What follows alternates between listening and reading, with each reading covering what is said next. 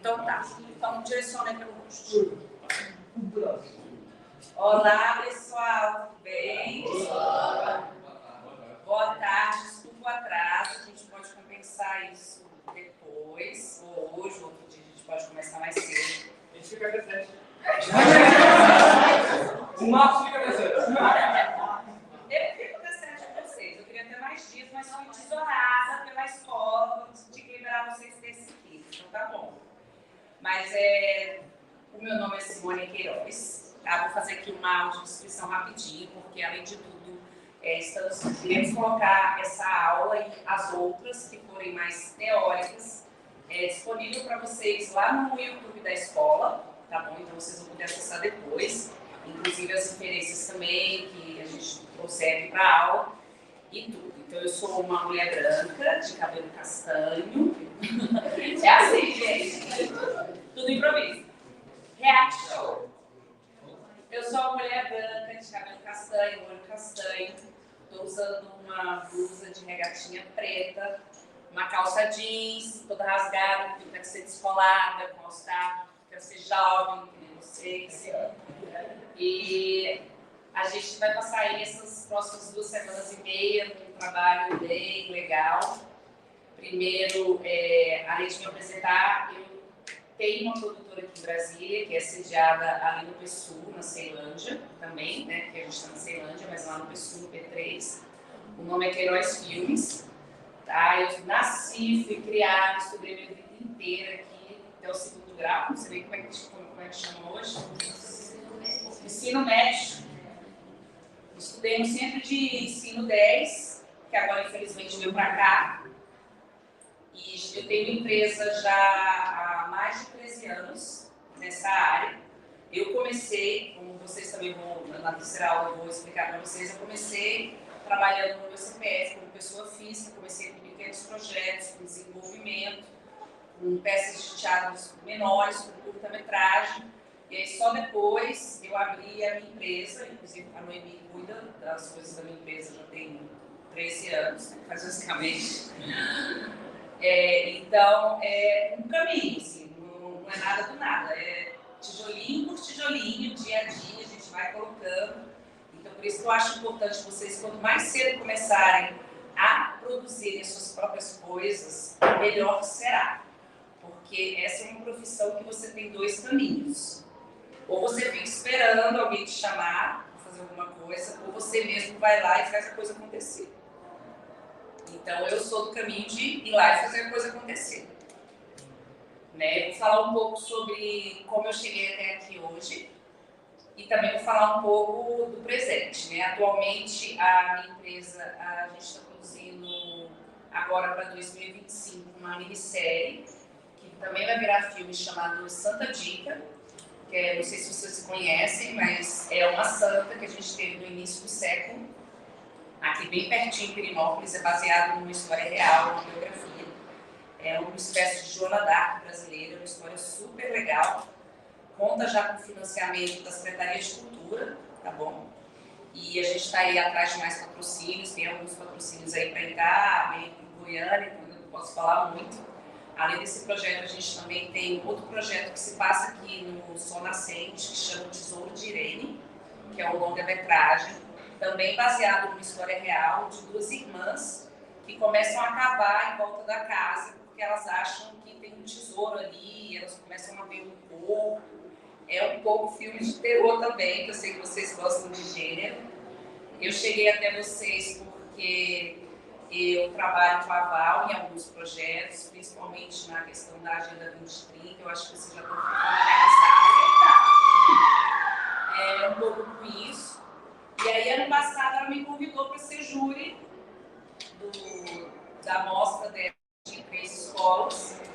E eu vi o curta de vocês, amei, é um curta de terror, vocês ganharam a maioria dos prêmios, eu sei que eu estava lá visando o júri. Quero parabenizar vocês, porque eu fiquei muito impressionada, gostei muito, adorei o jeito que vocês fizeram. Pedi o telefone para a Val e entrei em contato com a Francina. Eu falei, olha, quero muito trabalhar com esses meninos, porque assim, sempre eu estou trabalhando, fazendo oficinas em escolas públicas ou em centros. Já fiz no Centro 10, bem quando quando ele ainda estava no PSU, lembra, Noemi? Eu cheguei a fazer uma oficina lá, fiz já na Samambaia, na casa André Luiz, fiz no Riacho Fundo, estou sempre fazendo. E aí, quando eu vi a qualidade de vocês, eu fiquei com muita vontade de vir para cá trabalhar com vocês. Liguei para o Francinão e perguntei o que eles precisam. Porque eu já vi que eles já são maduros na questão de cinema, eles já têm o básico, né? Então, porque eu vi a qualidade do filme de vocês. E aí ele me falou, olha, eles procuram oficinas mais aprofundadas. E aí eu comecei a modelar uma oficina que desse um passo além. Então, a minha oficina, por exemplo, ela vai trazer um pouco de produção executiva, que são, como se diz, gatilhos e inspirações para vocês não só desenvolverem o projeto de vocês, mas venderem o projeto de vocês e também escreverem o projeto de vocês e conseguirem um patrocínio, tanto com o poder público quanto para a iniciativa privada, porque a gente tem esses dois caminhos, a gente também consegue dinheiro da iniciativa privada, né, de empresa grande, tipo Petrobras, Neoenergia, faz muita coisa aqui em Brasília. E vocês vão ter também oficina, depois eu vou explicar cada um delas. Vão ter uma oficina de maquiagem, uma maquiagem voltada para maquiagem de efeitos, que é uma coisa que eu acho que vocês vão adorar, que é a questão de sangue, tiro, machucados, esse tipo de coisa, tá? Eu também trouxe um menino que chama Augusto, ele é aqui da Ceilândia também, e ele trabalha... A gente aqui na Ceilândia, alguém conhece o Adilei Queiroz? Ele é aqui da Ceilândia Norte, ele é considerado hoje um dos maiores cineastas do Brasil e da Ceilândia também. Por quê? Porque ele ganhou vários prêmios importantes no mundo. Ele chegou a ganhar um prêmio em Rotterdam, que é na Holanda, um filme que se passa aqui na Ceilândia, que chama Branco Sai Preto Fica, de um caso que teve num baile aqui na Ceilândia. Exatamente. Além disso, ele faz sci-fi, ele faz histórias muito legais e ele só filma aqui na Ceilândia, gente. O último filme dele, Mato Seco em Chamas, ele filmou e ele só trabalha com atores da Ceilândia, ele pega gente real. Então, ele é um cara, assim, referência no mundo. O último filme dele é todo passado aqui também no Sol Nascente. Eu sempre confundo o pôr do sol mais perto da minha casa. Mas é passado aqui, se vocês puderem. Estava até passando uma amostra, não sei se tem algum stream. Eu acho que o filme dele, um outro que chama A Cidade é Uma Só, que é uma produção Brasil-Portugal, também passada aqui na Ceilândia Norte, chegou a ficar um tempo na Netflix e foi eleito um dos 10 filmes do ano por um jornal muito importante de Nova York chamado The New York Post. Então ele é um cineasta muito famoso, só que ele não sai daqui, ele adora, ele filma com atores. Inclusive, ele está fazendo uma filmagem aqui agora, baseada no Diadorim, do Grandes Sertões. Acho que eu até chamei para vir aqui, ele sempre vai nas minhas oficinas conversar com os alunos, mas ele me falou que estava em Cuba, não ia poder vir. Mas depois dá uma pesquisada no material dele, que eu acho que é bem legal, acho que vai dar um empoderamento assim, para vocês, e vocês vão ver que é possível fazer muita coisa, e que a gente não deve ficar esperando orçamentos grandiosos, coisas grandiosas caírem nos nossos pontos. Ele deu uma palestra no ano passado, no curso que a gente teve aqui, mas só tinha 3 alunos aqui que estavam presentes. Isso. E a gente vai fazer o seguinte, a minha oficina que eu vou ficar aqui com vocês hoje. Hoje a gente vai fazer uma pequena introdução, eu vou passar alguns conceitos para vocês. Eu gosto de trocar com vocês, eu não gosto desse esquema de aula, vocês ficam quietos, nada disso. Então, assim, não precisa ter vergonha de perguntar, pode levantar a mão, perguntar a hora que quiser, pode me interromper, eu não tenho o menor problema com isso. Se quiser ir ao toalete, só levanta a mãozinha e vai também, não tem problema, a gente não vai ter essa rigidez aqui. E a gente tem tempo, e eu vou coordenando aqui com vocês, vou passando material, e de repente a dúvida de um é a dúvida de outro, e já é uma questão que eu já vou trazer para a aula. Então é importante a gente ficar bem à vontade e vocês me perguntarem tudo que vocês quiserem sobre qualquer assunto, inclusive sobre assunto pertinente que eu vou passar para vocês, coisas que eu vou falar sobre a minha trajetória, porque aqui é para isso. Então cada professor vai ter uma dinâmica Então, a minha, a gente vai estabelecer assim, vocês também fiquem à vontade. Vocês que vai trazer o lanche de vocês, que hoje a gente vai entrar aqui direto, sem intervalo, podem comer, só não podem conversar entre si. A gente abre a roda e aí vocês, o diálogo daqui para lá e daqui para lá. Conversas, é só conversas paralelas, porque isso às vezes atrapalha, gera um burburinho e esse tipo de coisa que eu acho que talvez atrapalhe os outros alunos. Atrapalha o grupo como um todo, né?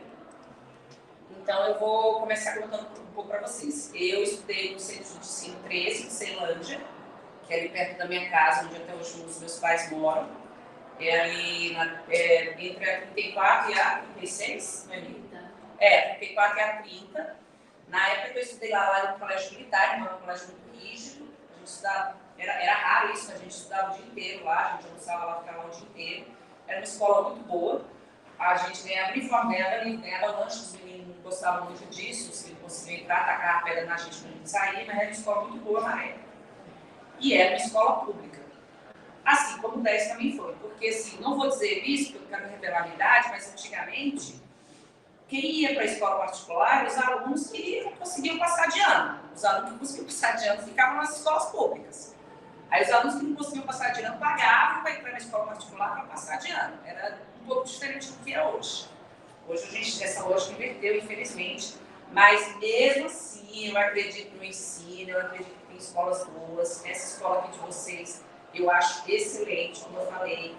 O corpo docente dela é maravilhoso, eles sempre estão atrás de coisas para vocês. Então, assim, fico muito feliz e que bom que vocês estão aqui. Eu tenho certeza que vocês estão tendo um ensino, uma educação ótima, com professores de muita qualidade. E a gente sabe como é que é a Ceilândia, e cabeça vazia, você sabe como é que é. E aqui o negócio é complicado, é muito tentador, a gente é adolescente, a gente quer comprar as coisas, quer ter um celular novo. Na minha época era o tênis novo, era o casaco da Puma, da Raia, hoje é o celular novo, o iPhone, né? Então a gente às vezes começa a gente fica, sem problema, a gente fica meio tentado a fazer as coisas e é uma realidade, né? Eu mesmo perdi já vários amigos por crime, de morrer mesmo, já vi amigos meus morrendo, outros amigos foram presos, então assim, é uma coisa que a gente vive dia a dia. Depois que eu estudei no 13, eu tive essa base de formação, que foi onde eu li muita coisa, apesar de não entender nada, porque eu acho isso uma loucura, né?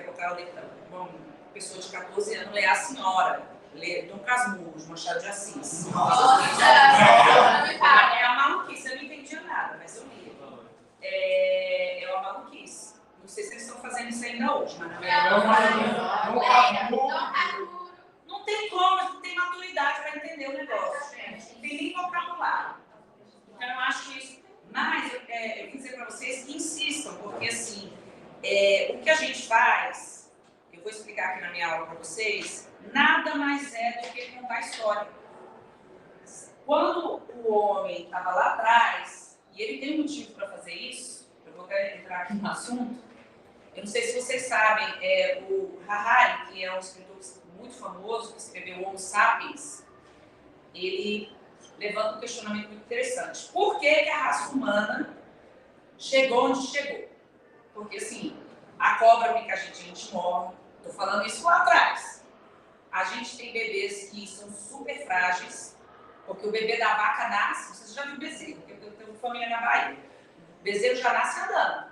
O nosso bebê não. Então, assim, a gente só tem um bebê por vez, no máximo 2. Então, assim, como espécie, a gente é muito frágil. Se você pensar nos passarinhos, pensar nos outros bichos, nos cavalos, a gente é muito frágil. E aí ele questiona como que a raça humana conseguiu chegar nessa superioridade na cadeia alimentar em relação às outras. Vocês têm algum chute? Hã? Um pouco da espécie que tinha de um trabalho coletivo. Mais ou menos isso. A gente começou a fazer o que a gente chama hoje de fofoca. Que é o quê? A transmissão de cultura. A gente começou a criar códigos, coletivamente, códigos, que é a cultura, que antigamente era códigos. E a gente dá nome para esses códigos. Então, por exemplo, eu era de uma tribo, eu chegava ali pro Francinaldo, não sei se é verdade, se é mentira, Ó, Francinaldo, é o seguinte, eu tô vendo que você aí tá cheio de peixe, mas esse rio aqui tem um monte de piranha, se você passar você vai morrer. Mas se você quiser, eu sei de um caminho que não tem essas piranhas que vai te morder. Cabia ao Francinaldo acreditar em mim ou não, se era verdade ou não, não sei. E como se fazia essa comunicação, essa fofoca? Através de símbolos. Então, o ato de contar histórias, que é isso que a gente está fazendo, sendo ela verdade ou não, foi o que fez a gente se organizar como sociedade, se organizar, começar a colaborar um com o outro. E ao colaborar um com o outro, a gente vai criando sistemas políticos, castas, grupos, e esses grupos vão se fortalecendo e através desse coletivo a gente vai conseguindo sobreviver. Pela colaboração com outros grupos. Sim, pode falar. Também seria a consciência das próprias ações? A consciência, ela vem depois. A consciência, ela vem depois. Porque você imagina que o homem, lá o Neandertal, que são os nossos parentes mais próximos, todos nós viemos do macaco. Chega em algum momento, a gente, desse macaco em comum, não é exatamente macaco, é uma espécie sapiens, é um ancestral. E ele se divide em neandertal, tem até alguns documentários na Netflix sobre isso. Inclusive, estão clonando, viu? O neandertal, estão clonando ele, vamos colocar ele é um pouquinho diferente da gente. Ele tem uma cabeça diferente, ele não tem o mesmo cérebro que o nosso, o cérebro dele é menor, e ele tem algumas limitações de movimento, se eu não me engano, ele não consegue abrir, porque também tem esse movimento aqui dos polegares que a gente tem, que os macacos, por exemplo, tem também, de pegar, isso aqui também fez grande diferença, esse movimento de pinça. Polegar opositor. Esse movimento de pinça fez a gente fazer fogo, ou seja, a gente começou a ficar independente. Ao fazer fogo, a gente afastava os bichos. E não tem isso de homem das cavernas, não, tá? Já vou passar aqui para vocês, porque eu estudo muito sobre isso. De que a mulher ficava lá passiva sem fazer nada e os homens caçando. Nada disso. Encontrou esqueletos de mulheres, inclusive tão musculosos, até mais que homens. Se diz que as mulheres elas eram muito mais espertas, porque elas construíam armadilhas. Porque esse negócio de caçar um búfalo, por exemplo, acontecia uma vez ou outra. Nenhum ser humano consegue ir lá só com uma flechazinha sem tiro e caçar um leão. E a mulher era muito boa de criar armadilha e caçar animais pequenos.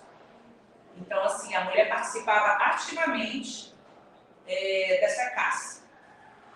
E aí, quando, na verdade, vem a agricultura e a gente começa a colocar as coisas em casas, e a gente cria esse sistema de sociedade que é casamento, em que as coisas, elas não são mais circulares, porque nas sociedades lá atrás, pré-cristã, as cidades não tinham muros.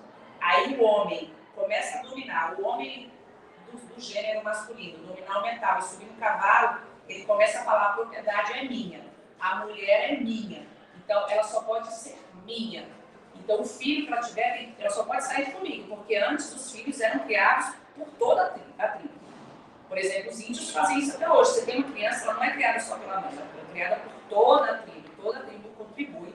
Como a gente faz hoje um pouco, de morar com os tios, a tia ajuda, a gente se ajuda.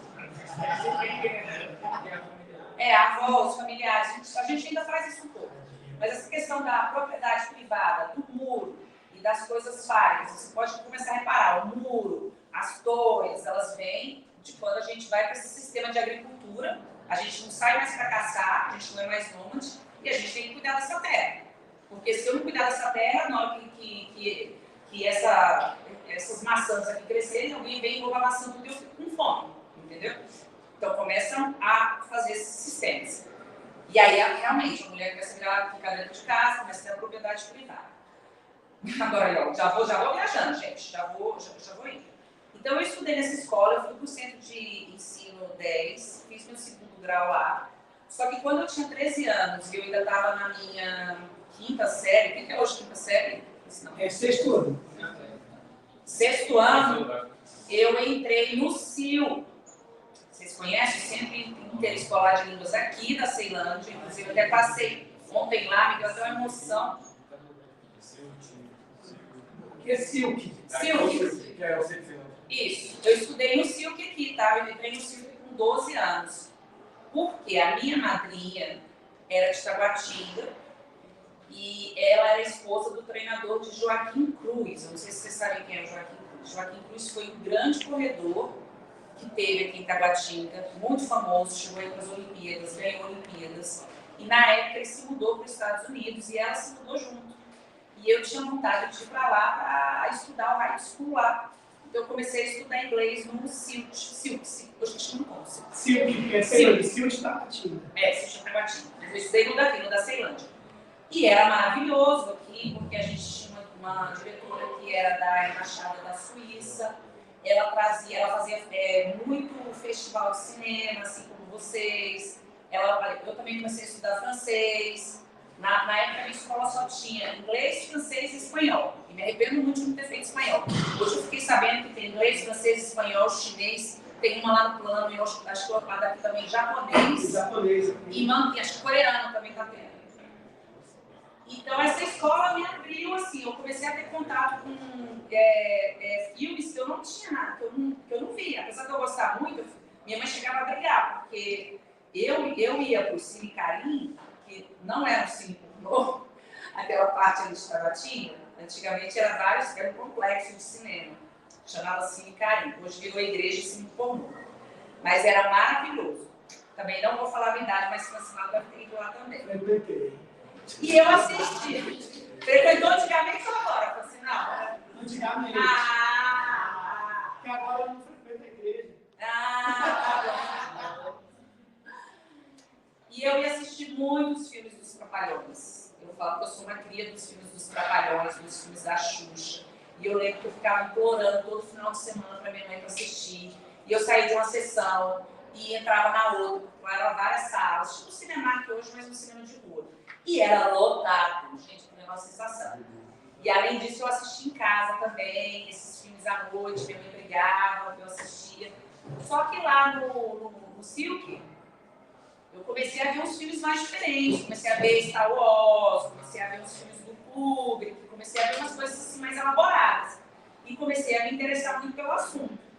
Só que o pessoal já vinha muito atrás de mim quando eu tinha 14 anos, eu já era mais ou menos dessa altura, vocês viram que, né, eu sou grandona. O pessoal não fazia zero sucesso na Ceilândia, era chamado de bonecão do posto, espigão, não fazia sucesso nenhum nessa Ceilândia. E eles queriam que eu fosse modelo, mas meu pai não deixava, porque ele queria que eu estudasse, terminasse o segundo grau e terminasse os meus cursos no ciclo que eu estava fazendo. Eu terminei, depois disso eu cheguei a ficar 6 meses como modelo na Itália. Aí eu voltei para São Paulo. Quando eu voltei para São Paulo, eu comecei a estudar arte. Entrei numa escola de artes cênicas que entrava um pouquinho em cinema, na parte de estética, mas não entrava tanto. Então, a minha primeira formação é em artes cênicas. Lá a gente estudava um pouco sobre tudo, dramaturgia, roteiro, direção de atores, atuação. E eu fazia muito comercial na época, eu gostava muito de atuar, só que eu era muito boa de lábia. Eu convencia todo mundo de outra coisa. O pessoal da minha escola falou, você tem que começar a produzir, porque você é boa nisso. E eu falava, mas produzir, eu quero ser atriz. Mas eu comecei a produzir as minhas coisas.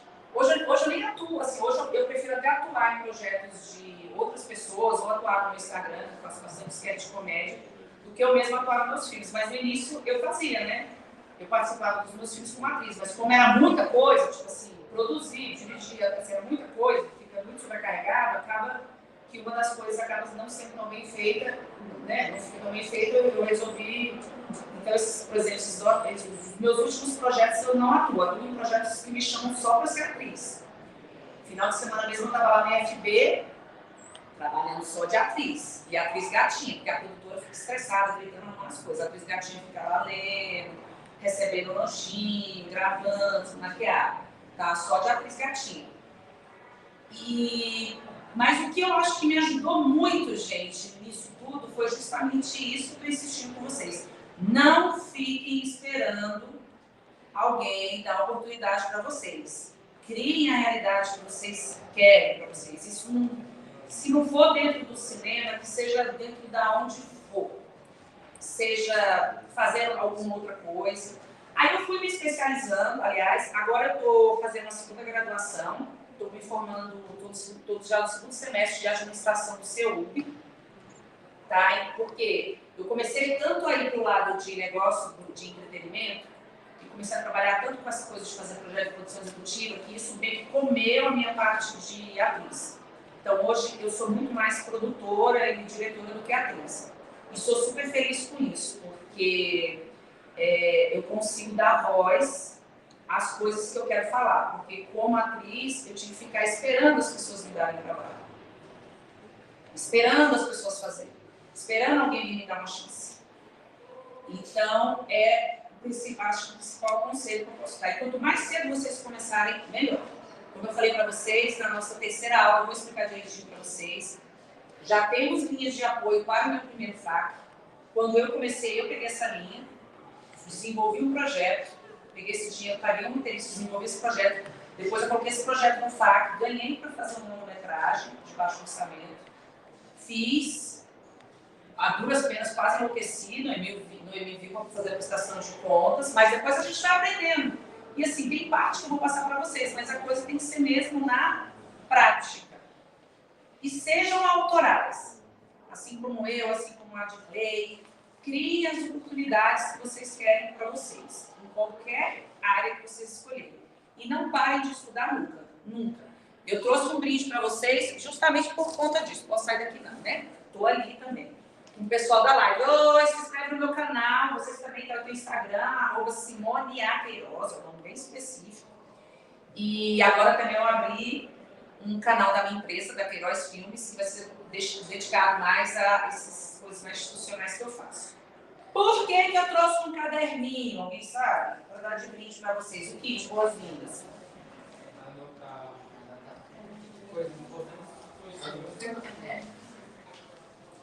Eu estudo também muito sobre criatividade. Uma coisa que eu venho estudando ao longo do tempo é que esse fato da gente tirar foto. Outra coisa também, gente, o que eu for expor aqui no slide, fiquem tranquilos. A gente vai passar uma lista de presença, a Noemi vai passar tudo para vocês. Não precisa tirar foto, eu vou disponibilizar tudo para vocês. Não pode falar isso aqui também não, né? Os times também, quem quiser saber, eu também depois conto os livros, depois eu conto também. Mas vou dar uma dica também, quem quiser que depois eu conte. Tem um estande virtual, que é tipo um sebo online, que você consegue comprar livros em sebos do Brasil inteiro, muito baratos. E por que é bom você ter o livro físico e você ter as coisas físicas? Já foi provado que quando você tira foto, ou quando você anota no celular, você esquece.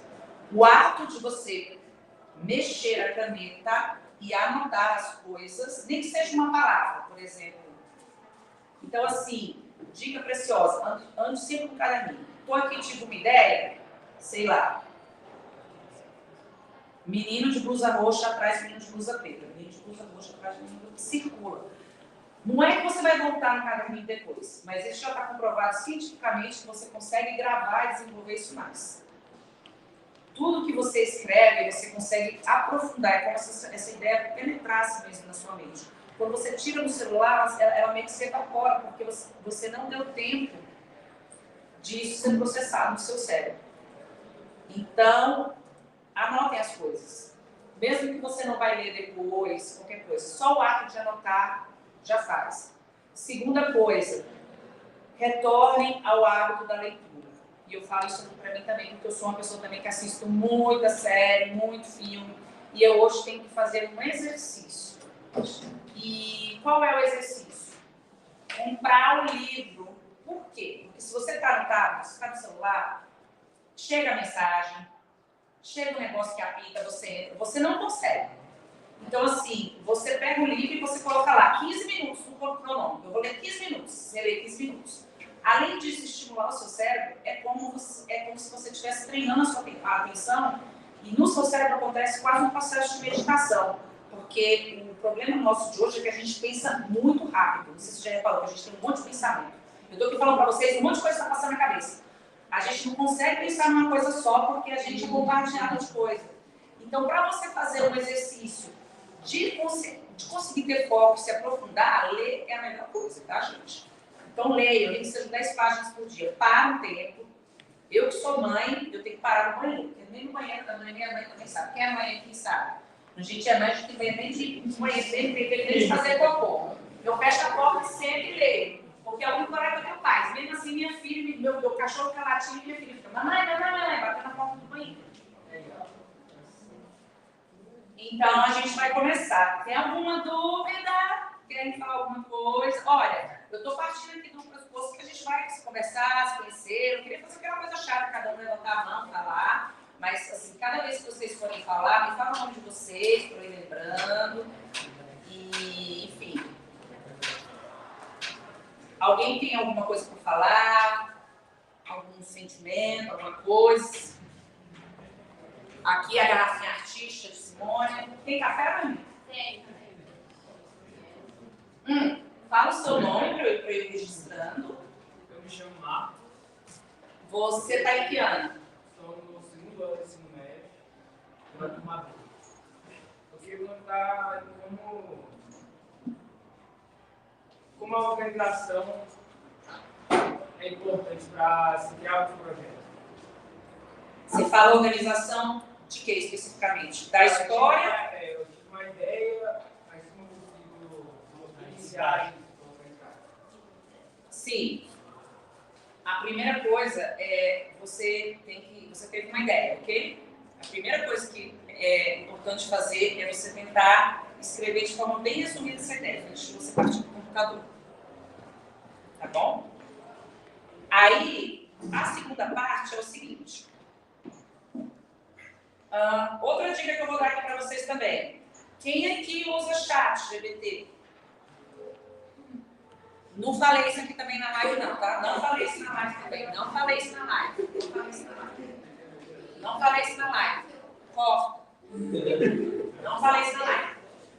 Chat GPT, primeiro, ele não faz nada por você. Se você mandar ele fazer lá um roteiro, vai ser uma bosta. Ele vai colocar umas coisas. Eu coloquei ele um dia desse para fazer os testes lá. Eu falei, escreve uma cena para mim. Aí olha a cena. Uma garota chegando na aula. Aí o que ele faz para mim? Oi, sou uma garota chegando na aula. Então, para vocês verem que ele não é tão inteligente como ele diz. Mas se você pedir para ele algumas dicas, ele vai te falar por onde começar. Tem um livro que chama Story, tá? E o Story, ele te dá... Eu vou aqui hoje falar para vocês uma técnica que é uma técnica usada muito em Hollywood, tá? Que chama A Jornada do Herói. Gente, macarrão com carne e abóbora, quem vai querer? Macarrão que eu vou fazer. 1, 2, 3, abóbora. Sem abóbora? Quer comer também, Gabriel? Foi menino também. 1, 2, 3. Você quer? Eu tô bem. Não, eu já almocei. Se tiver uma frutinha 1, 2, e o café. 5, Pega 6. café pra mim. Você aceita? Todo mundo precisa de abóbora? Traz, por favor. Tá, um com abóbora. Vou fazer o seguinte. Eu vou lá buscar. Já vou mostrar para ele a questão da jornada do herói. Já vou emendar, tá? Eu vou pular. Vamos colocar um pouco as coisas. Vocês estão querendo saber, antes da gente enlouquecer, ou seja, antes da gente criar uma história assim muito louca, futurística, igual sci-fi, Matrix da vida, quem quer assistir Matrix? Antes de você criar uma... Aliás, vocês sabem que o Matrix foi feito em cima dessa técnica de jornada do herói, tá? O Matrix tem, eu vou mostrar para vocês, o Matrix tem todos os elementos da jornada do herói. Seria a base, praticamente toda. A base praticamente toda, de todo isso. O que acontece? Eu vou explicar agora, eu já vou entrar nessa matéria, depois eu vou mostrar o slide já para vocês. Existe um estudioso chamado Joseph Campbell, que ele estudou vários mitos. Eu vou mostrar aqui para vocês também o livro dele, tá? Ele estudou vários mitos do mundo inteiro. E ele descobriu que esses mitos tinham coisas iguais em todos os lugares. Eles eram muito parecidos, só mudava o nome. Ou mudava o jeito, entendeu? E aí o que ele fez? Ele pegou e escreveu um livro chamado O Herói de Mil Faces, explicando essa jornada do herói. O que esse herói faz? O que a maioria desses mitos? Inclusive, não quero assustar vocês, mas se vocês quiserem, inclusive, usar a história até de Jesus Cristo, ela entra nessa jornada do herói. Tá? Então, assim, aí depois ele escreveu um outro livro que chama O Poder do Mito. Hollywood começou a ficar muito famoso, o que Hollywood fez? Eles queriam vender o American Way of Life. Vocês sabem o que é isso? Eles queriam vender o estilo americano de viver. Então, como que você vende estilo americano de viver? Mostrando filme. Mostrando o jeito que o americano vive, mostrando o que o americano come, mostrando o que o americano veste, como o americano namora. Então, todo mundo aqui, por exemplo, sabe como é que é uma escola de ensino médio, uma high school? Todo mundo aqui sabe. Ninguém aqui precisou... Outro país que fez muito isso também. França, Paris. Todo mundo aqui sabe como é que é a Torre Eiffel, sabe? Vocês precisaram estar lá? Não, vocês viram aonde? No filme. Ou seja, isso é uma maneira de você exercer uma influência sobre outras nações. Você vende a sua música, o seu jeito de viver. Eles chamam de soft power, que significa um poder sutil. Você é tão acostumado a escutar inglês, mas tão acostumado a escutar inglês, que você já acha isso até meio natural. Você canta mesmo sem entender, você já até entende intuitivamente o que você está cantando.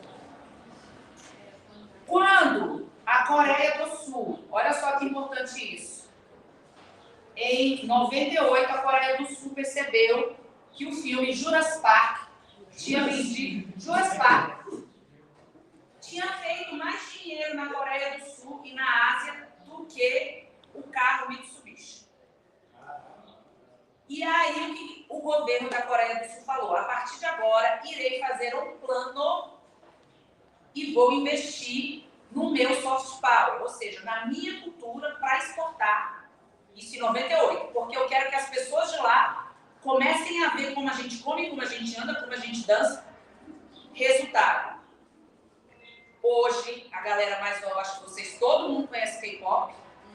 O primeiro filme não falado inglês a ganhar o Oscar se chama Parasite, que é um filme coreano. Muito bom. Parasite coreano. E a única série do mundo a ganhar um prêmio dentro dos Estados Unidos, que é o prêmio mais importante da televisão, que é o Emmy, se chama Round 6, que também é coreano. E todo mundo ama dorama. Mas isso foi o quê? O governo, ele chegou a investir, o governo da Coreia do Sul, ele tem investido cerca de 6 a 8 bilhões de dólares por ano para a gente, para ter aqueles idols, para fazer filme, para fazer música. Isso tem investimento do governo, porque ele está fazendo a mesma coisa que os Estados Unidos fez lá na década de 60. Eu quero vender o jeito que o coreano é. Eu quero vender a língua do coreano, eu quero vender o jeito, a música, o jeito que ele veste, o jeito que ele namora, o jeito que ele conversa, o jeito que ele interage. E está conseguindo. Pode falar. Fala seu nome. Eu queria saber como é que foi essa passagem de você perceber que você queria ser ator, mas acabou caindo melhor como diretor. Foi muito difícil, foi muito fácil, como foi? Menino, foi fazendo mesmo. Não tem muito isso não. Assim, Teve outras áreas que você saiu melhor, você acha que você poderia... olha, tem alguns filmes meus que assim, eu tenho um filme meu que eu gravei no Rio de Janeiro, chama Billy Pig, tá até na Netflix, um filme que eu fiz tem uns 8 anos, com a Graça Massafera e o Celton Mello. Tem um outro que eu fiz que chama Gorila. O que acontece é que assim, eu sempre gostei de tudo. Eu sempre gostei de dirigir, sempre gostei de produzir. A única coisa que eu realmente não faço direito, mas eu entendo, porque eu estudo, é escrever. Geralmente, quando chega na parte do roteiro, eu chamo gente para me ajudar. Porque o roteiro, para mim, é uma das coisas mais difíceis de serem executadas. Porque justamente você tem que ter muito domínio dessa narrativa que eu vou explicar aqui para vocês, tá? E fazer essa narrativa dar certo é muito complicado. Então, assim, precisa ter o dom. E eu sou uma pessoa muito agitada. O roteiro é aquela coisa que você senta, você escreve, aí você escreve de novo, aí você volta para casa, pensa, aí você volta, aí você escreve de novo. Então, assim, é um trabalho muito que eu fico agoniada, fico querendo sair.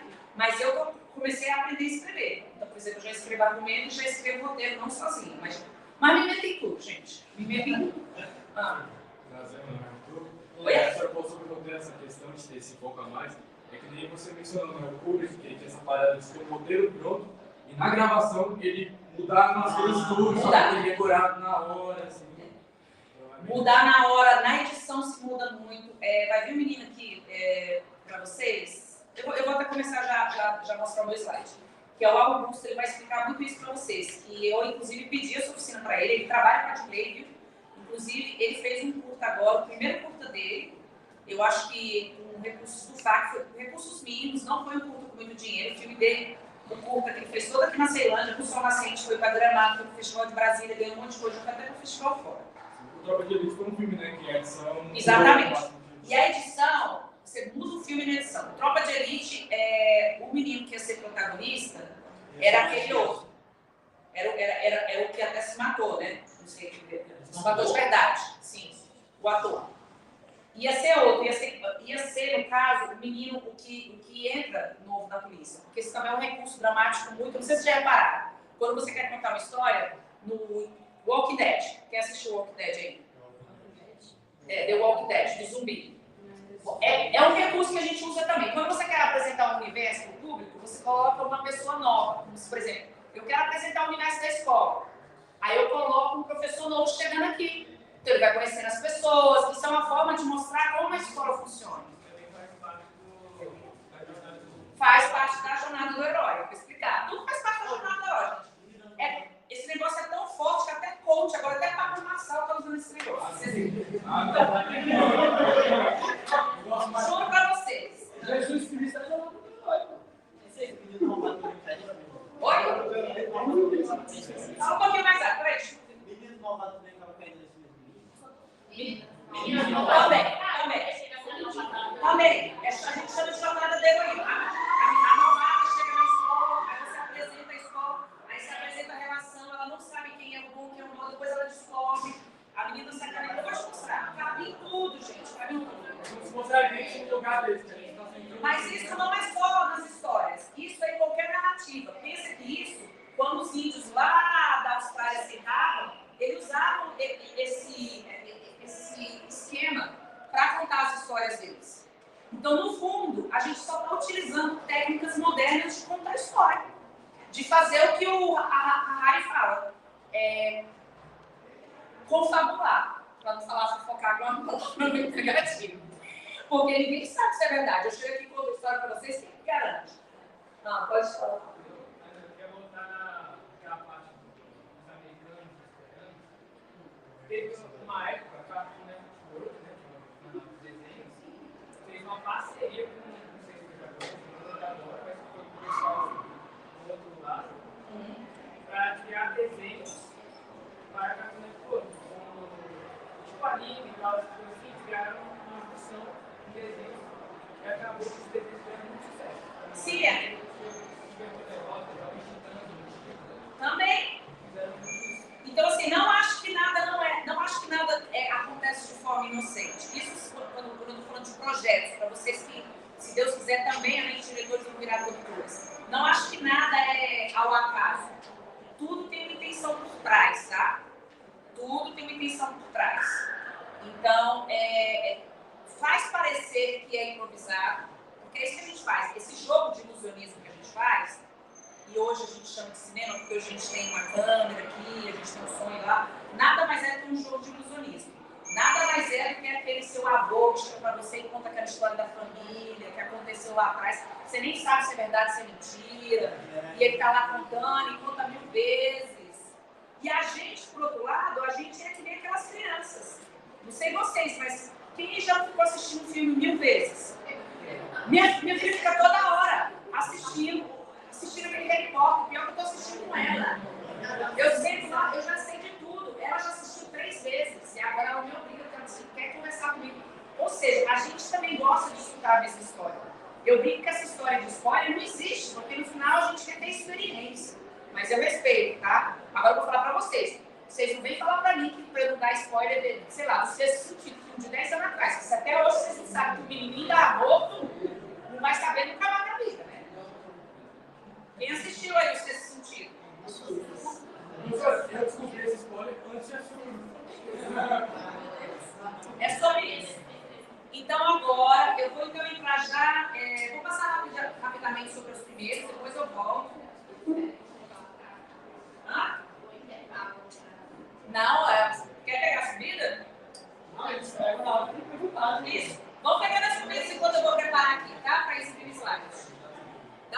fazemos.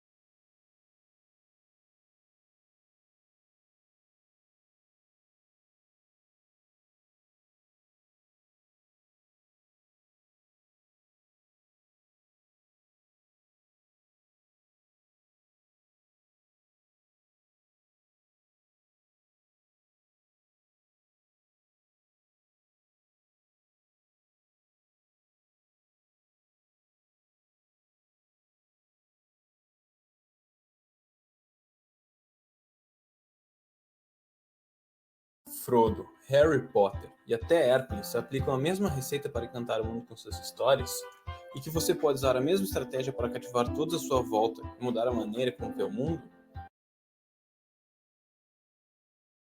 Bem, essa receita é A Jornada do Herói, escrita por Joseph Campbell em 1949 no livro O Herói de Mil Faces. O segredo está em uma fórmula única, contada repetidamente em diversas que Frodo,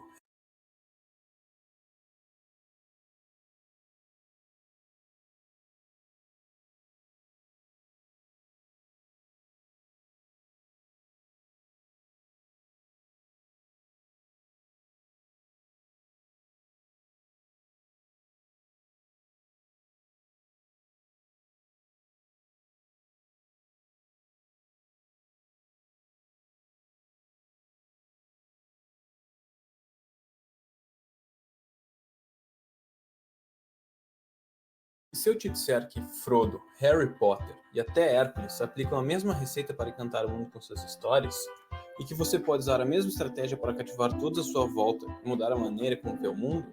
Bem, essa receita é A Jornada do Herói, escrita por Joseph Campbell em 1949 no livro O Herói de Mil Faces. O segredo está em uma fórmula única, contada repetidamente em diversas culturas, onde o herói passa por uma sequência de passos que promovem o seu desenvolvimento e retorna ao lar com uma recompensa. O primeiro passo acontece no mundo comum, onde o protagonista vive sua vida pacata. Usando a história do Senhor dos Anéis como exemplo, essa é a fase em que Frodo vive no condado. O segundo é o chamado para a aventura, representado pela convocação de Frodo para levar o anel até a sua destruição.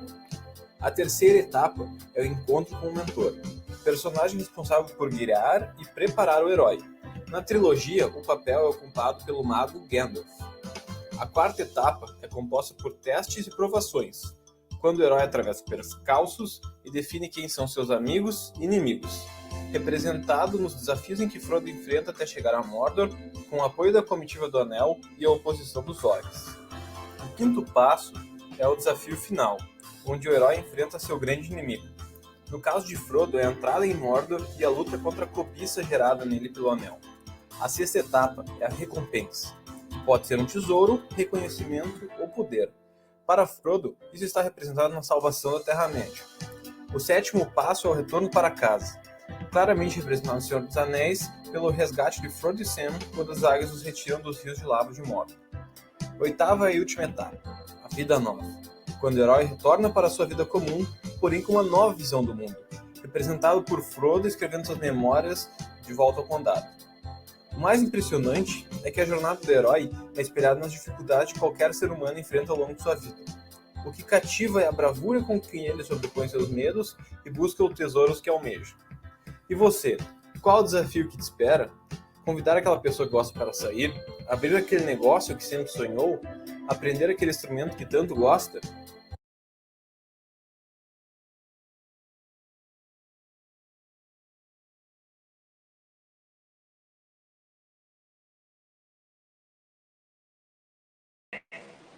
Para depois.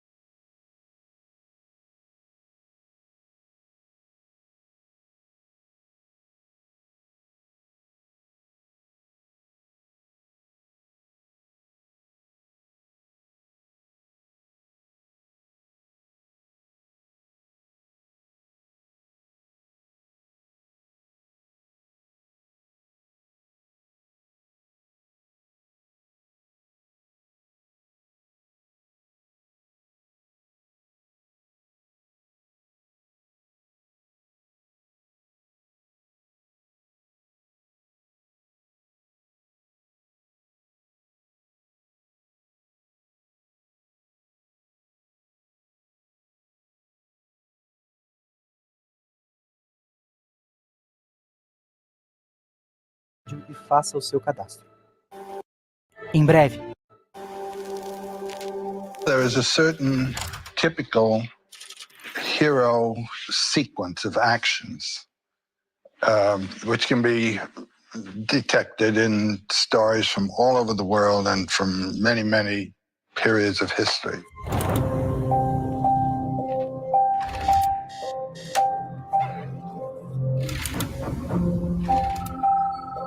I've been looking for you, dear. I don't know if you'll you're ready to see what I want to show you.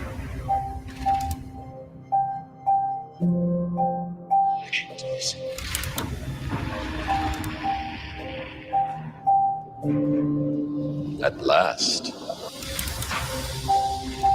You take the red pill, you stay in Wonderland, and I show you how deep the rabbit hole goes. But I can only show you the door. You're the one that has to walk through it. You're going to have to make a choice. In the one hand, you'll have Morpheus's life, and in the other hand, you'll have your own. I'm not the one. I'm going in. So what do you need? Guns. Lots of guns. No one has ever done anything like this. That's why it's going to work.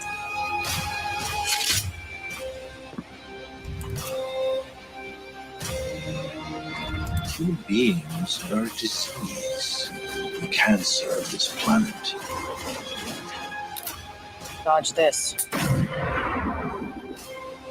You move like they do. I've never seen anyone move that fast. Do you believe it now?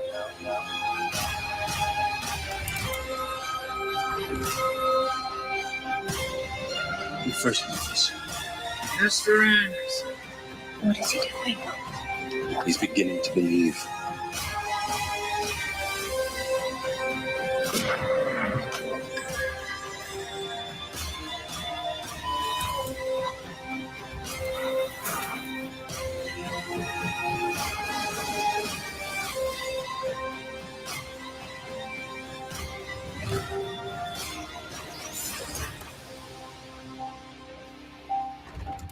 Why are there so many stories of the hero or of heroes in mythology?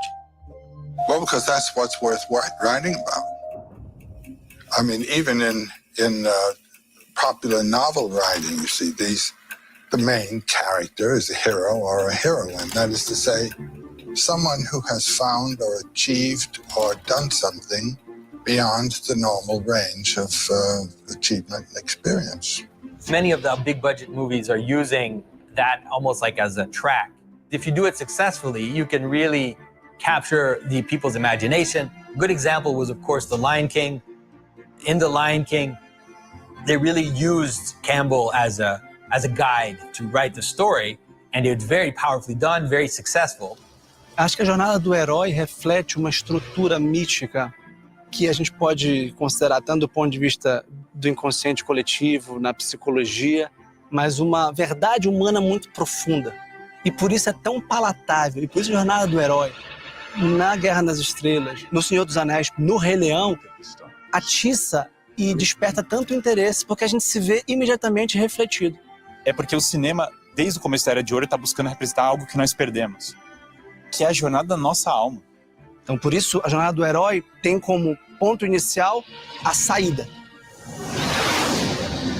Sair de casa, desaportar, tirar a âncora que nos dá conforto e subsídio existencial do que está ao nosso entorno e partir em viagem, começar uma viagem. We'll be safe enough once we make the jump to hyperspace. Essa é a estrutura, por exemplo, da Odisseia. Essa é a estrutura da Eneida. Essa é a estrutura da Divina Comédia. Essa é a estrutura do Grande Sertão Veredas.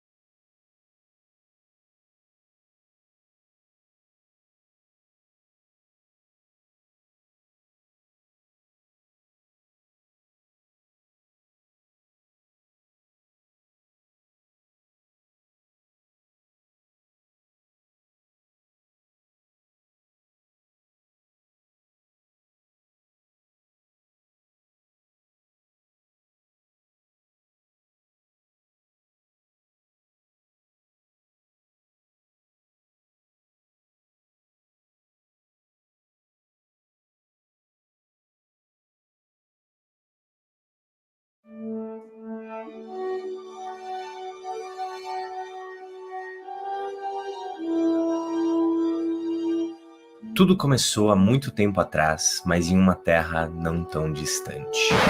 Os Estados Unidos estavam passando por um dos momentos mais complicados da sua história, e assim como todas as artes, as obras cinematográficas costumam refletir o seu tempo. Muitos filmes sérios e realistas foram lançados durante os anos 70. Muitos diretores, que hoje são considerados gênios, na época eram jovens com muita sede para contar histórias e que acabaram tendo liberdade para isso, já que os estúdios tinham sido vendidos para grandes corporações que não sabiam exatamente como atingir o público. Eu já comentei aqui no canal que alguns desses diretores eram grandes amigos, o Steven Spielberg, Brian De Palma, Francis Ford Coppola e um garoto magrinho e tímido chamado George Lucas. Se você não sabe quem é esse cara, bom, ele criou Star Wars.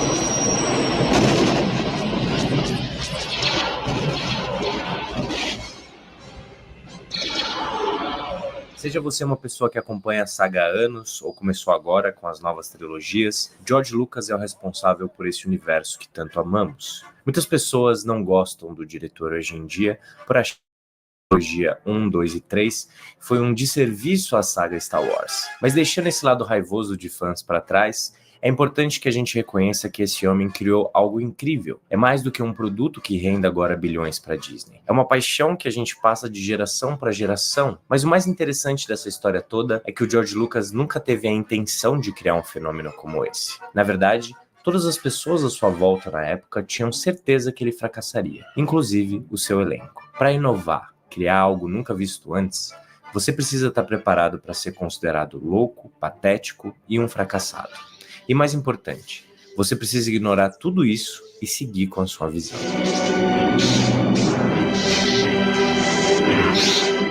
George Lucas queria construir uma ópera espacial para as crianças. Era o seu desejo usar mitos e arquétipos para criar uma história que ajudasse as crianças a entender conceitos de bom e mal, família, religião, certo, errado, tudo isso que já foi contado milhares de vezes, de tempos em tempos na história da humanidade. O interesse do diretor não estava em construir um mito, mas sim contar uma velha história de uma forma nova. O diretor foi um dos melhores amigos e alunos do Joseph Campbell, um estudioso que percebeu uma similaridade entre todas as grandes histórias que sobreviveram ao tempo e construiu uma linha de raciocínio para explicar isso, chamada A Jornada do Herói. Eu já disse que vou fazer um vídeo mais específico sobre isso, mas Star Wars é a forma perfeita de explicar a jornada do herói.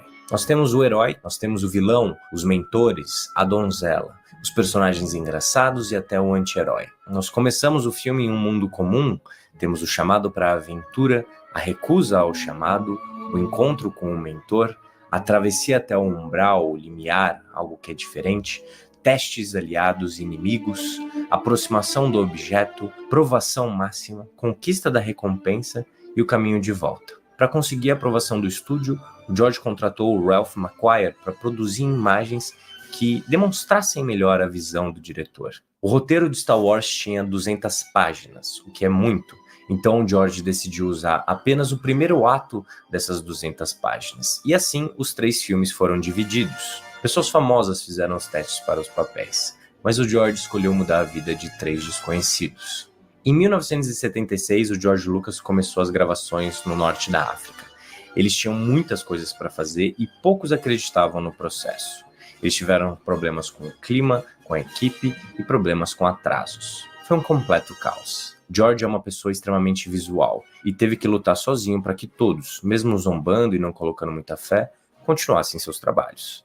Isso porque ele sabia exatamente o que estava fazendo. 3 coisas sustentaram Lucas durante as gravações: a sua visão, ambição e foco. Na edição as coisas também não foram nada fáceis. A primeira versão estava muito ruim e o editor não queria fazer mudanças. Foi só quando o George mudou a sua equipe de editores que eles perceberam rapidamente que o trabalho que já tinha sido feito podia ser completamente descartado. Como a gravação foi muito caótica, muito do que nós vemos no filme é mais do que sobrou do que necessariamente o que tinha ficado bom. Não existiam empresas de efeitos especiais na época.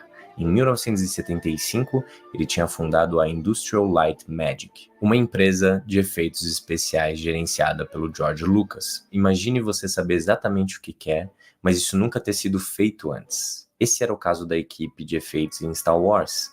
Eles construíram absolutamente tudo. Câmeras e seus movimentos, maquetes e iluminação. Ninguém tinha referências para algo do tipo. Então, o diretor acabou usando vários truques. Um deles, por exemplo, foi com a montagem nas cenas de batalhas. O George pegou imagens da Segunda Guerra Mundial e construiu a cena de luta aérea da forma que ele imaginava. Assim, foi muito mais fácil para que a sua equipe conseguisse visualizar aonde ele queria chegar. Hoje em dia, isso tudo é feito no computador, mas na época foi uma grande sacada do diretor para explicar para sua equipe o que eles estavam buscando alcançar. O Ben Burtt foi o responsável pelos sons desde do Chewbacca, das naves, dos tiros lasers, dos sabres de luz, R2-D2 e, é claro, do Darth Vader. Star Wars é uma grande mistura entre a visão de um homem e uma quantidade absurda de detalhes feitas por pessoas muito talentosas que juntas fizeram toda a diferença. Mas ainda faltava uma coisa: o John Williams. O compositor que deu vida a tantos filmes é o responsável pela trilha mais marcante da história do cinema. Esse foi o único ponto de toda a produção que deu certo de primeira e que superou todas as expectativas do George Lucas.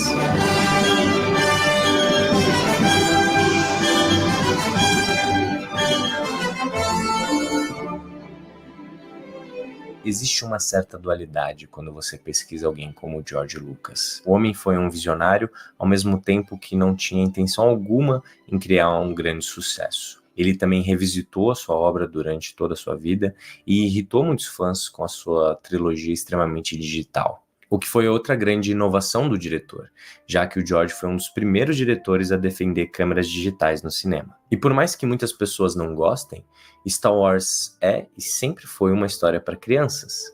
É importante que os filmes lançados apresentem para uma nova geração um filme divertido, cheio de mitos e arquétipos para ajudar os pequenos a entenderem alguns valores importantes enquanto crescem. Talvez por isso até hoje, quando começamos a ver um filme de Star Wars, nos sentimos de volta à nossa infância. Para criar algo desse tamanho, você precisa ser provocador, gênio, imbatível e obcecado. E além disso tudo, você precisa aceitar o fato de que a obra sempre será muito maior do que seu autor. Em 1977, estreava o primeiro Star Wars. Foi a primeira vez que vimos e ouvimos algo que ficará para sempre na nossa imaginação.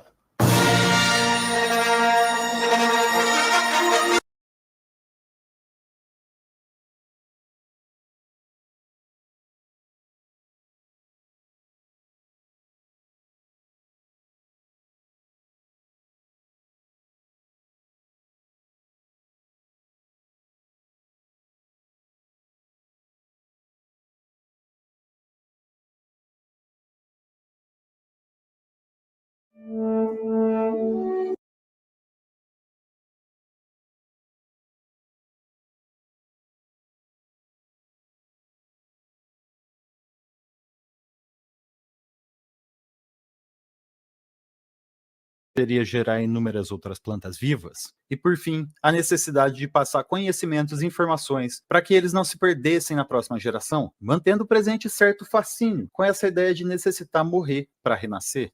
Em resumo, Joseph Campbell acreditava que os nossos mitos representavam as jornadas que passamos na vida, mas que eles se repetiam inúmeras vezes e de diversas formas em todas as culturas humanas. O fascínio pelos heróis advém da capacidade de transpassarem o maior e mais presente dos desafios cotidianos, a mortalidade. Como Dorico Paraguaçu apostava em sua tese, todo mundo vai morrer. Um dia vai todo mundo morrer. Que pena. Mas Campbell nos diz que os heróis renasceriam várias vezes em suas aventuras, e às vezes tornam-se mitos que perpassam os tempos, tornando-se de fato imortais. Isso nos faz até entender por que a mitologia cristã é algo tão emblemático. Cristo não se mostrou em nenhum momento tão poderoso quanto um Zeus ou um Thor em suas histórias, mas ele é a própria alegoria do renascimento glorioso após grande sofrimento e redenção.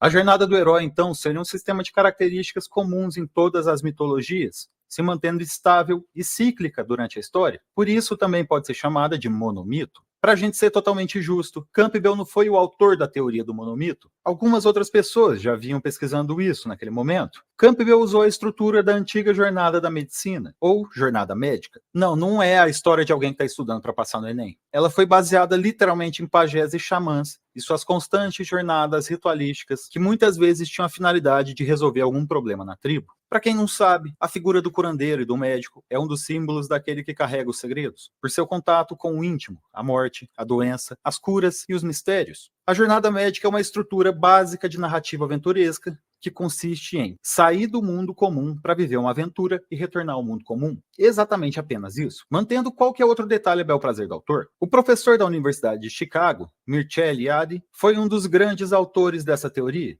A arquitetura básica da jornada da medicina é 1. Algum problema acontece e não há solução conhecida pelas personagens locais. 2. Então a protagonista deveria viajar para fora do seu mundo conhecido para encontrar alguma solução. 3. Após encontrar o elixir que resolveria o problema inicial, a protagonista deveria voltar para o seu ponto de partida. A própria Ilíada e Odisseia é isso. De maneira bem básica, os gregos saem do seu território para resolver uma treta com os troianos e depois têm que voltar para o território. Entre isso, se passa mais de 20 anos e uma caralhada de coisa, mas resumidamente é sair, comprar cigarro e voltar. Diga-se de passagem, a treta começou por causa de uma raparigagem, gadeagem e vadiagem. A tríade clássica inevitável da natureza humana. Tudo por causa da vadiagem! Essa forma básica da jornada médica era muito geral e abrangente, conseguindo encaixar qualquer tipo de personagem ou até grupo de personagens em sua estrutura. Animes e mangás ainda se utilizam muito dessa estrutura mais abrangente por conta da influência da Jornada para o Oeste, um grande romance que apareceu por volta de 1570, que também era uma espécie de compilado de contos e poemas antigos do folclore chinês, que conta a história sobre algum rei macaco chamado, sei lá, Sun Wukong, ou em japonês o Son Goku, nome meio desconhecido da cultura pop. Na verdade, esse romance seria o exemplo clássico da jornada médica, onde o problema inicial e básico enfrentado é o sofrimento, e a maneira de solucioná-lo seria a iluminação. A jornada para o Oeste seria a tentativa de buscar essa sabedoria.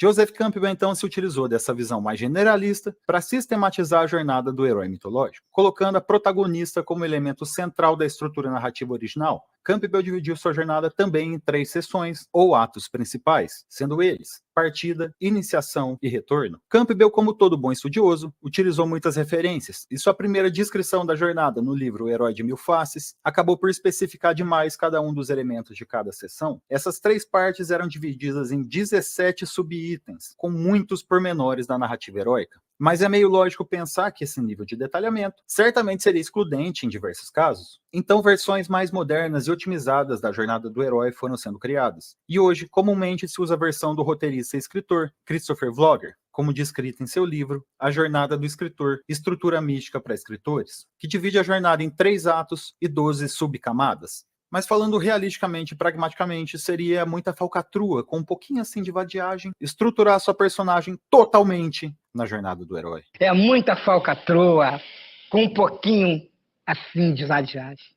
Você não precisa inserir todas as partes da jornada para desenvolver sua obra, mas deveria entender quando utilizar cada uma delas, para ter mais impacto e apelo dramático na história, assim como qualquer outra ferramenta narrativa. Agora, vamos ao que interessa, a estrutura da jornada proposta pelo professor Campbell, e os exemplos do cinema que vão nos ajudar a observá-la na experiência empírica. Como já disse, Campbell descreve 17 estágios do monomito, agrupados em 3 atos ou sessões, partida, iniciação e retorno. Na parte inicial da narrativa, a protagonista vive no mundo comum e recebe um chamado para a aventura, marcando o início da partida. Ela reluta em atender o chamado, mas é ajudada a seguir em frente por algum mentor. O passo inicial do primeiro ato da jornada do herói é o chamado da aventura. O herói é chamado para embarcar em alguma jornada. Pense em Frodo Bolseiro recebendo o anel de Gandalf, ou até em Cidadão Kane, o mistério em torno das palavras finais de Charles Foster Kane. É o apelação para o repórter Jerry Thompson começar a trabalhar. A seguir, vem a recusa do chamado do herói. O herói inicialmente recusa a ideia de deixar sua vida comum para trás. Essa recusa geralmente se deve a alguma obrigação em casa ou apenas conforto e medo mesmo. Mas à medida que a pressão aumenta, ele eventualmente sucumbe e decide finalmente partir de seu lar. Tubarão nos apresenta isso quando o prefeito Larry Vogt não quer fechar as praias, forçando o próprio chefe de polícia, Martin Brody, a ir lutar contra a fera em alto mar. Mas não sozinho e indefeso, porque assim como todo Batman precisa de um Alfred e um cinto de utilidades, toda protagonista precisa do auxílio sobrenatural.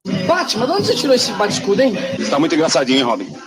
Lógico que foi do cu. Depois que o herói se compromete a embarcar em qualquer que seja a missão, ele recebe ajuda de indivíduos, informações ou ferramentas no início de sua jornada para aumentar sua chance de completar a tarefa. Cada herói tem um conjunto de aliados que os ajudam a realizar o trabalho, formando equipes icônicas, como Harry Potter, Rony e Hermione, ou em Tubarão, o chefe Brody, o pescador Quint e o biólogo marinho Hooper. As ferramentas fornecidas são úteis quando o herói começa a passagem pelo primeiro limiar. Agora o herói se aventura em um novo mundo, onde as regras e os perigos são desconhecidos. Ele não está mais no Kansas, Dorothy. E isso fica muito claro quando um bando de macaco com ebola começa a voar na sua direção. Esse estágio geralmente requer alguns exemplos para cristalizar a mudança no ambiente de familiar para perigoso. O contraste é fundamental para mostrar o quão mal preparado o herói está inicialmente. Thor passou por isso no seu primeiro filme. Era um deus poderoso de Asgard. Perdeu seus poderes e foi mandado para a Terra, humilhado por não ser digno de usar mais o Mjolnir. A próxima coisa que você sabe é que a gente está dentro da barriga da baleia, o primeiro ponto de perigo real na jornada do herói, marcando o fim da partida. Retirado da história bíblica do profeta Jonas, que teria entrado literalmente da barriga de um peixe gigante, é aqui que os perigos que a gente foi avisado durante a jornada se manifestam em personagens tangíveis, tipo orcs famintos com armaduras e espadas perseguindo hobbits até então indefesos. Agora nosso herói deve tomar a decisão de continuar ou voltar atrás. E ele sabe, se ele continuar, ele vai passar por uma metamorfose pessoal no processo. Ele percebe o quão equivocado ele estava sobre o mundo e que não será o mesmo indivíduo no final dessa história, como ele era no início. Tony Stark passou por isso no seu primeiro filme, e eu acredito que foi até uma alegoria mesmo, porque ele foi jogado dentro de uma caverna, como prisioneiro de um grupo rebelde militar, e lá ele teve que repensar toda a sua vida até conseguir inventar um jeito de sair da caverna. Campbell frisa na sua escrita como ele considera a inadvertência o pior dos pecados, quando você não está alerta ou inteiramente desperto para a realidade à sua volta. Ao final da partida, ele nos entrega personagens que iniciaram seu despertar. Agora a gente adentra finalmente na iniciação, onde acontece a maior parte da jornada do herói. A sessão de iniciação começa com o herói atravessando o limiar para o mundo especial, onde ele enfrenta tarefas ou provações. Aqui estão concentradas as falhas, as derrotas e os perigos da aventura, mas ela se inicia com o caminho das provas, um conjunto de testes que o herói deve realizar. Isso pode ser alguma série de obstáculos que levam a algum objetivo menor da jornada.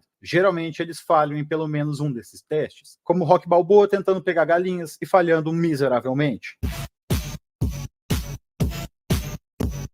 É aqui que o herói aprende a usar as ferramentas e aliados que recebeu, enquanto segue para um encontro com a deusa. Nesse ponto do monomito, nosso herói precisa de uma pausa para ajustar a perspectiva e digerir a forma como ele mudou. É aqui que ele se encontra com um consultor, ou uma pessoa de confiança, que ajudará a obter a visão melhor sobre as próximas etapas da jornada. Frodo conhece Galadriel, uma elfa que o iluminou com visões de futuros potenciais. Esse indivíduo não precisa ser exatamente uma mulher, mas quem quer que seja deve nutrir o nosso herói com algum conforto ou com alguma sabedoria. Mas nenhuma boa ação fica impune, e à medida que recompensamos nossos heróis, devemos também tentá-los ao fracasso. E assim como o caminho das provas, a mulher como tentação é um teste na jornada do herói. Essas tentações atacam as inseguranças do herói. Nosso herói deve declinar e seguir em frente, enfrentando nobremente o perigo. A figura feminina se encontra aqui emblemática, pois da mesma maneira que ela nutre o herói, ela também pode o seduzir. A Oráculo de Matrix mesmo fala para o Neo que ele pode ser o escolhido, dependendo do tipo de sacrifício que ele queira fazer, oferecendo praticamente a mesma escolha que Morpheus fornece no chamado da aventura. Depois de ter abandonado as tentações, o herói entra na expiação com o pai. Essa é sempre uma parte emocional na jornada do herói. É um ponto do monomito em que o nosso protagonista deve confrontar um aspecto de seu personagem que desde o primeiro ato está o atrasando, algo que pode ser fatal para sua jornada nas próximas fases da história. A questão aqui é que o herói encontra dentro de si uma mudança de quem era para alguém mais capaz. Em Highlander, Connor MacLeod tem que se reconciliar com a perda da sua figura paterna, Ramírez, e tem que enfrentar o vilão Kurgan sozinho, usando as lições que ele aprendeu no caminho. Esse geralmente é o clímax emocional da história, vamos dizer, é o clássico tio Ben. Agora, com um novo senso de confiança e clareza, devemos então fazer com que o nosso herói lide com a apoteose. Essa é a fase da jornada do herói, onde uma perspectiva maior é alcançada, muitas vezes personificada pela morte do antigo eu do herói. Geralmente o momento em que percebemos como o herói já está preparado para alcançar o clímax da narrativa, como quando Aquaman descobre que ele consegue se comunicar com o monstro Kraken e conquista o direito de usar a armadura e o tridente do antigo rei Atlantis. Conseguir domar totalmente essa etapa, geralmente é o motivador final para o herói, conduzindo o herói para a bênção última, Essa etapa do monomito é o clímax físico da história. É frequentemente considerado um MacGuffin de um filme, o objeto físico que impulsiona a motivação do nosso herói. Em Pulp Fiction, nunca descobrimos o que há na maleta que brilha, mas foi a maleta que nos conduziu nessa jornada selvagem. Aqui, a missão está finalmente cumprida e o mundo pode ficar tranquilo, sabendo que está salvo do mal novamente. Após a conclusão bem-sucedida da jornada e a sua transformação em uma pessoa diferente, a gente entra nos domínios do terceiro ato, o retorno. O herói deve retornar ao mundo comum com a sua recompensa. Ele pode estar sendo perseguido pelos guardiões do mundo especial, relutar em retornar, ou pode até ser resgatado ou forçado a retornar por alguma intervenção externa. E assim, como no chamado da aventura, ocorre a recusa do retorno pelo herói. O condado parece agora tão chato depois que os pequenos hobbits viveram suas aventuras. E a última coisa que o Harry Potter quer fazer é voltar para aquele quartinho embaixo da escada. E muitas vezes, o retorno pode ser igualmente perigoso. Esse é o marco do início do terceiro ato da jornada do herói de Campbell. Embora mais curto, ainda deve conter conflito. Ele considera a fuga mágica o momento da jornada em que o herói deve voltar vivo, muitas vezes exigindo a ajuda de pessoas que conheceram ao longo do caminho. A pequena Dorothy ainda precisa voltar para o Kansas. E a solução parece ser um ato de fé,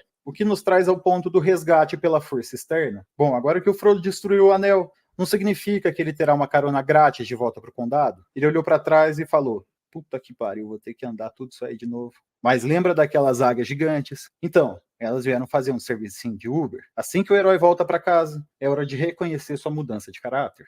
A passagem pelo limiar do retorno é a fase do monomito, onde o herói deixou o caos do mundo exterior e voltou para casa. Mas é difícil se ajustar ao velho mundo. O retorno é basicamente o foco narrativo da história do Rambo, um ex-combatente de guerra que deve voltar a conviver na sociedade civil. O herói sobreviveu finalmente a uma aventura no reino do caos e agora ele sobrevive no reino da ordem normal. Isso faz dele o senhor dos dois mundos. Poucas pessoas voltam e vivem para contar a história. Além disso, ele se torna alguém muito mais capaz e resiliente do que era no primeiro ato. Ele aprende lições e traz o que aprende para casa, como Furiosa, voltando para casa e trazendo novamente esperança e liberdade para o seu povo. Quaisquer que sejam os problemas que possam ter tido antes de embarcarem nessa história caótica, agora são insignificantes em comparação com o que passaram. E tudo isso nos leva à liberdade para viver. Em muitos aspectos, a jornada do herói trata de morte e renascimento, sendo esse o centro essencial do herói, que Carl Jung chamava de rito de passagem. A morte do seu antigo eu e o renascimento do seu novo eu, mais maduro e melhor adaptado que o anterior. A história pode se manifestar como a morte de um aspecto do personagem e o nascimento de um novo modo de vida, mas a metáfora por trás de qualquer história é sobre a mortalidade. A vivência do herói na sua jornada é um modelo para nós, um modelo que nos encoraja a percorrer a constante mudança da existência, enfrentar nossa mortalidade e continuar em frente. No sentido religioso, e todas as religiões fazem parte do monomito, trata-se do espírito eterno. E esse é o cerne da obra Sandman, de Neil Gaiman, o romance da mudança. O romance inteiro é sobre a constante mudança e renascimento até das entidades eternas do universo. E basta procurar a oração de São Francisco para compreender esse passo final na busca do herói. É morrendo que nascemos para a vida eterna. O herói basicamente nos lembra que somos mortais, mas que podemos nos imortalizar através dos nossos atos. Considerando que talvez vivamos a vida inteira em uma jornada errante, desastrosa, apenas esperando pelo grande ato heróico de redenção, capaz de salvar a alma de qualquer Dimas por aí. E como eu disse, esse é o primeiro vídeo de uma série sobre a jornada do herói no cinema. Se você gostou, curte, por favor.